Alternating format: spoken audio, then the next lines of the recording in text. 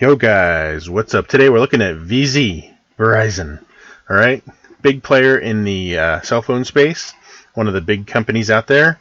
I do like Verizon. I have Verizon service myself. That's why I'm a big believer in them. It works well for where I'm at. They've had a very tumultuous ride here. We're a high at 61.95 and they're down to 52.45. If we looked at it on a longer scale, you can see they are moving around quite a bit, okay? Between 45 or 42 and high of about 62. So it's a pretty good range, okay?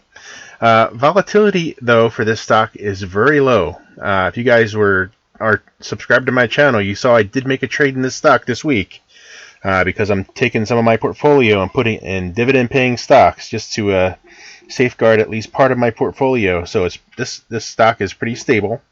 You can see it has been going down quite a bit. There's a lot of competition in the cell phone space, but I like Verizon a lot and I believe in them. So you can see it bounced off of the low of 50. So there's a lot of support right around this $50 area. So I think it's going to be going higher, potentially maybe to the sideways.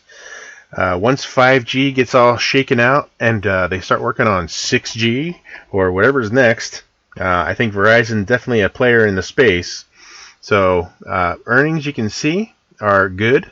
They've been growing. They've been growing this as well, the dividend.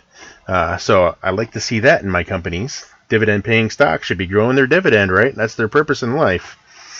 So converting some of my capital over into dividend-paying stocks. OKE is one of them. Verizon is one of them, and a few other stocks. Be sure you guys subscribe to my channel to see my dividend stock investing strategy that I have, as well as my growth and drifting strategy for the future. But these technical indicators say, they're not really sure. Right, this is kind of in the middle. It's technically an up indicator. Okay, fine, because it never crossed 80 and came back down. So it's kind of in the middle here. It's technically green. This one's going a little bit each way. Can't make up its mind. Right now it's green. And right now the average is red.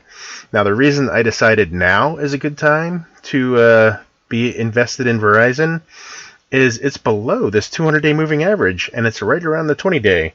I'm like, okay, if it's below the 20-day or right around the 20-day and below this 200-day, that's a good time to buy, and up here would be a great time to sell, right? Because you can see it's above the moving averages, so it means it's going to revert to the mean eventually. So that means if I'm buying it under the 200-day, it could revert to the mean.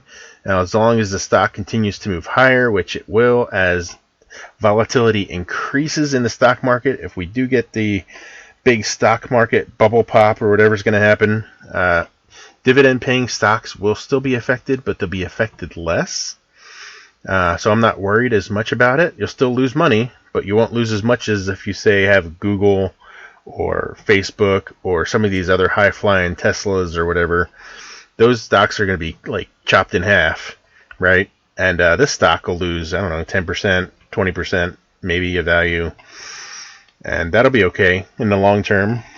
Still going to pay a dividend. It might be less than the current dividend is paying of, like, I don't remember how much, 5% or close to it.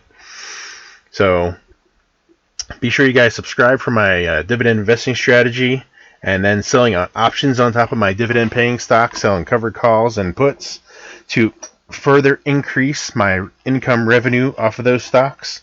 Hopefully I can make a 30% return or so at least on these stocks, in addition to the 5% return it gives me on dividends.